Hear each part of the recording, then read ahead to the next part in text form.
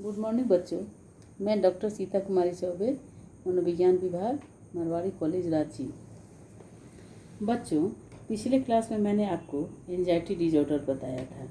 Anxiety disorder में क्या होता है कि किसी भी व्यक्ति में चिंता होता है। ये तो आप जानते ही, ये सामान्य चिंता है ना। वो सामान्य चिंता ही होता है कि कोई भी व्यक्ति चिंता करता है, लेकिन कभी कभी किसी में सामान्य चिंता का ही मात्रा इतना अधिक बढ़ जाता है कि वो लोग क्या होते हैं कि वो अपने ट्रैक से हट कर कुछ और ही काम करने लगते हैं।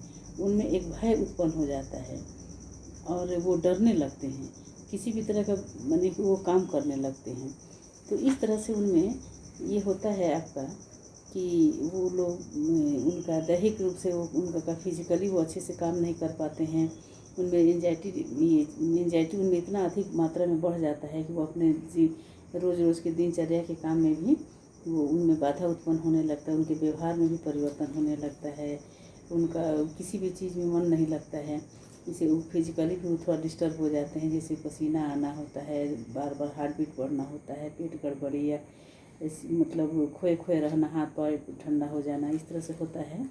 और ये महिलाओं की अपेक्षा महिलाओं में अधिक होता है ना। और पुरुषों में थोड़ा कम होता है इसका मात्रा। पुरुषों की अपेक्षा महिलाओं में ये एंजाइटी अधिक पाया जाता है ना। तो आज मैं आपको बता रही हूँ एंजाइटी डिजॉर्डर तो मैंने बताया। अब मैं आपको बता रही हूँ ये सोमैटोफॉर्म डिजॉर्डर। सोमैटोफॉर्म डिजॉर्डर का मतलब होता है काय प्रारूप विकार, है ना। काय प्रारूप विकार क्या है, इसे आप देखेंगे। काय प्रारूप विकार से तात्पर्य एक ऐसी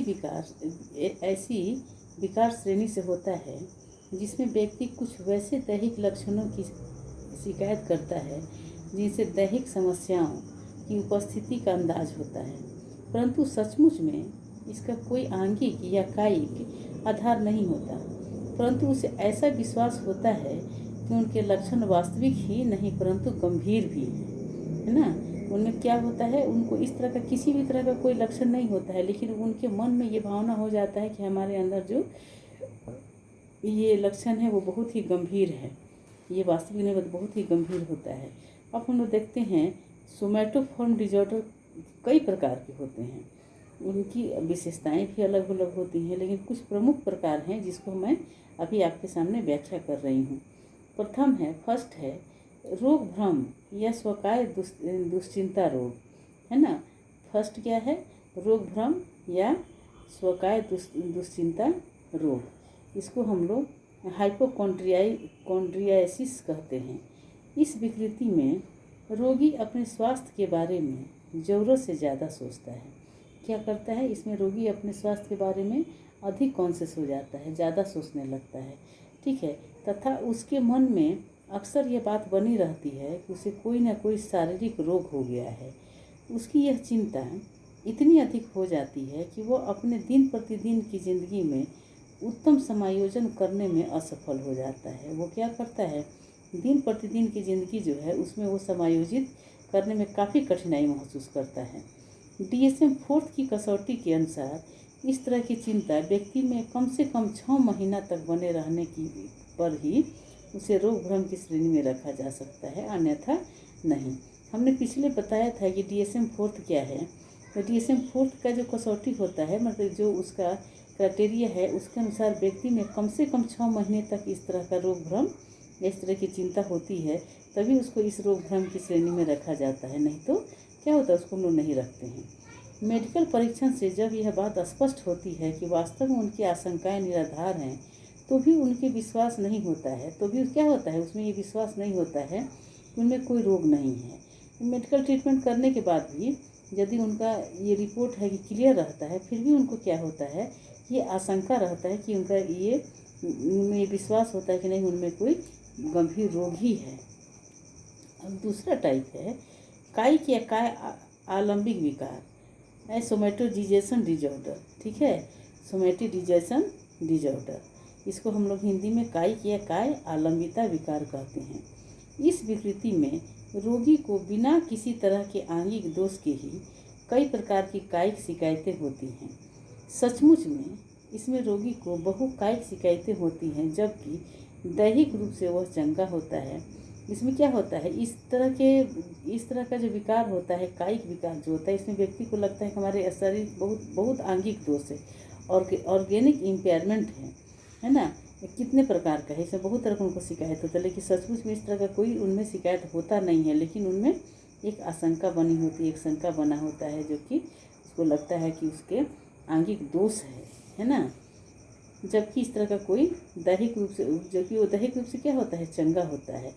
कायिक विकृति में कम से कम 8 तरह के लक्षण अवश्य होते हैं। इनमें 4 तरह के दर्द के लक्षण, जैसे सिर दर्द, पेट, पीठ, पेशाब करने के दौरान दर्द, मासिक धर्म के दौरान दर्द में कोई भी 4 लक्षण, 2 कोई लैंगिक लक्षण है ना, जैसे लैंगिक तटस्थता, स्खलन समस्याएं, अनियमित मासिक स्राव में अत्यधिक रक्त निकलना आदि, तथा एक कोई कुटस्नायिक लक्षण जैसे अंधापन, द्विदृष्टि, बहरापन, स्पर्श संवेदना की कमी, पक्षपात आदि अवश्य होते हैं। इस तरह के व्यक्ति में इस तरह के लक्षण पाए जाते हैं, है ना। अब तीसरा है काय प्रारूप दर्द विकार, है ना, सोमैटोफॉर्म पेन डिसऑर्डर। इस विकार में रोगी गंभीर एवं अस्थायी तौर पर दर्द का अनुभव करता है। ये क्या करता है, काफ़ी गंभीर और लगता है कि इसका परमानेंट दर्द है, उस तरह से ये बिहेव करता है। जबकि इस तरह के दर्द का कोई जैविक आधार नहीं होता है। इस तरह के दर्द का क्या होता है, कोई फिजिकल बेसिस नहीं होता है, लेकिन फिर भी उसको लगता है ये दर्द हमारा काफ़ी गंभीर है और अस्थायी है। इस तरह का दर्द प्राय हृदय या अन्य महत्वपूर्ण अंगों के क्षेत्र से संबंधित होता है।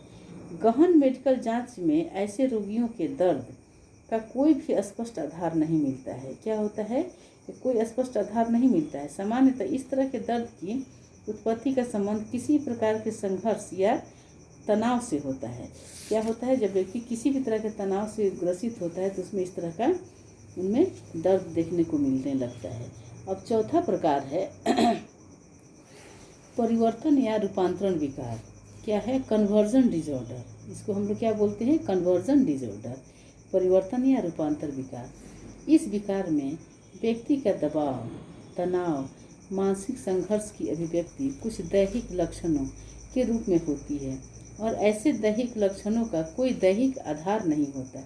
सामान्यतः ऐसे लक्षणों की अभिव्यक्ति उन अंगों के माध्यम से होती है जो केंद्रीय तंत्रिका तंत्र, सेंट्रल नर्वस सिस्टम के नियंत्रण में होता है। इसमें किस में होता है, सेंट्रल नर्वस सिस्टम के नियंत्रण में होता है। ऐसे लक्षणों की अभिव्यक्ति इसके उन अंगों के माध्यम से होती है जो केंद्रीय नर्वस सिस्टम के नियंत्रण में होता है।